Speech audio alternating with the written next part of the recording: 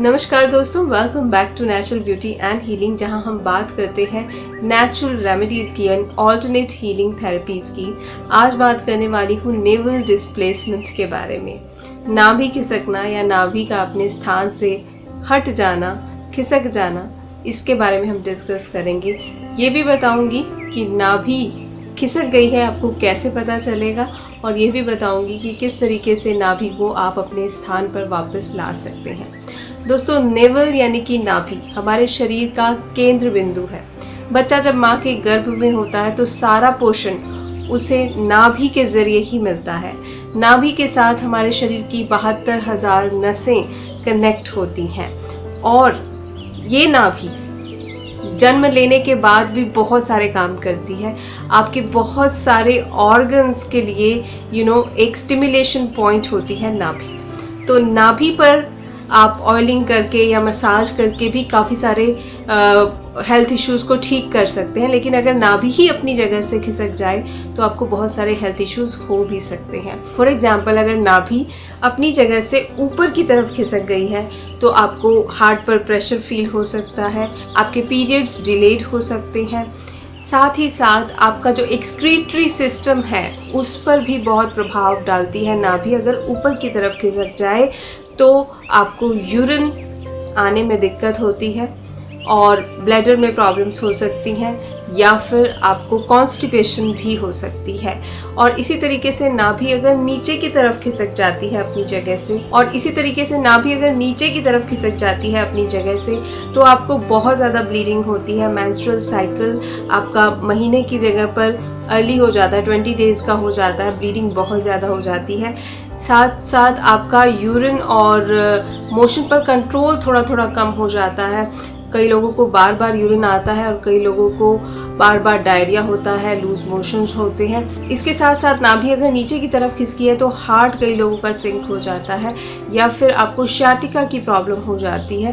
तो नाभि के साथ आपके सारे ऑर्गन्स कनेक्टेड हैं, तो इसीलिए नाभि का अपने स्थान पर होना बहुत बहुत ज़रूरी है। कई बार तो ऐसा होता है कि किसी पर्टिकुलर डिजीज़ के लिए हम दवाई खाते रहते हैं, सालों साल दवाई खाते रहते हैं, लेकिन वो दवाई भी हमें क्योर नहीं कर पाती, क्योंकि उस डिज़ीज़ का सीधा कनेक्शन होता है नाभि के साथ। फॉर एग्ज़ाम्पल, कई लोगों के पीरियड्स डिस्टर्ब्ड रहते हैं, तो ऐसे में आप गायनेकोलॉजिस्ट के पास जाते हैं, दवाई तो खाते हैं, लेकिन असर नहीं होता है क्योंकि कनेक्शन है आपका नाभि के साथ। इसी तरह से कई लोगों को शाटिका पेन होता है, वो पेन का ट्रीटमेंट कराते हैं लेकिन पेन नहीं जाता है क्योंकि कनेक्शन है आपकी नाभि के साथ। उनकी नाभि जब सही जगह पर आ जाती है तो फ़ौरन उन डिजीज़ में भी हेल्प मिलने लगती है, उनकी हालत सुधरने लगती है।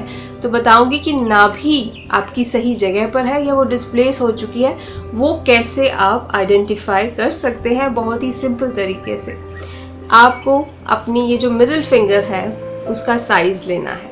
कैसे लेंगे? स्केल से लेंगे। तो आप इस तरीके से स्केल से अपनी मिडिल फिंगर का साइज़ ले लेंगे। अब एक हाथ की मिडिल फिंगर पर जो साइज़ आया है, सेम साइज़ अगर दूसरे हाथ की मिडिल फिंगर पर आता है तो ठीक है। अगर एक फिंगर छोटी या एक फिंगर बड़ी है तो आपकी नेवल डिस्प्लेस हो चुकी है। नेवल पर ट्रीटमेंट दीजिए, आपकी जो एसोसिएटेड डिजीज़ है वो गायब होनी शुरू हो जाएगी।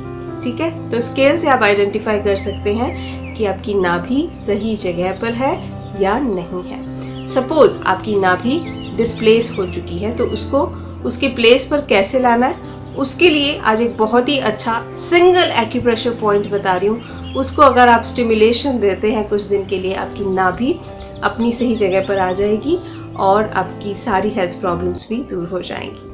तो कैसे लोकेट करेंगे नाभि का पॉइंट हाथ पर, मैं आपको बता देती हूँ। सुजोग एक्यूप्रेशर थेरेपी में हमारी ये जो पाम है इसको 3 भागों में बांटा गया है।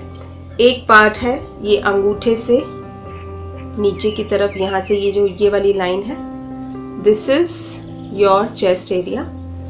ये जो बीच की लाइन है, this is your upper abdomen and this is your lower abdomen. ये दोनों आपकी लेग्स को रिप्रेजेंट, ये दोनों फिंगर्स आपकी लेग्स को रिप्रेजेंट करती हैं, ये दोनों हाथों को रिप्रेजेंट करती हैं, और ये आपके हेड को रिप्रेजेंट करता है।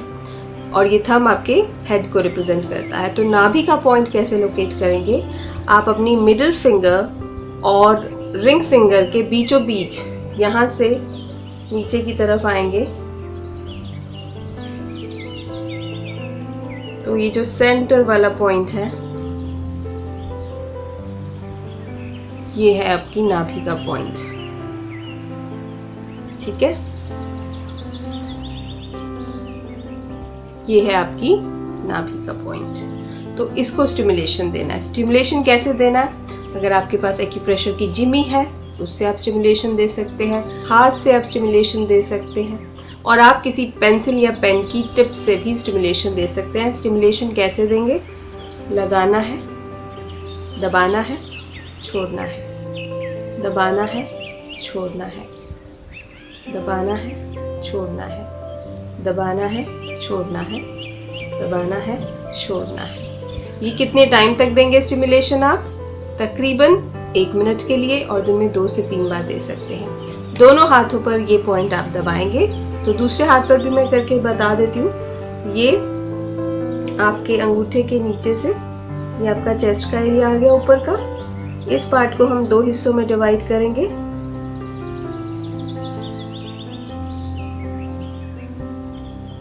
तो ये जो लाइन बन रही है ये हमारी अपर एब्डोमेन की लाइन हो गई, और ये हो गया हमारा लोअर एब्डोमेन। और हम जब मिडिल फिंगर और रिंग फिंगर के बीच की लाइन से ऊपर की तरफ आएंगे तो सेंटर में ये है हमारी नाभि। ये नाभि का पॉइंट है। जस्ट आप इसे स्टिमुलेट कीजिए। दोनों हाथों में 1-1 मिनट दबाएंगे। आपको 1-2 दिन में ही रिलीफ मिलना शुरू हो जाएगा।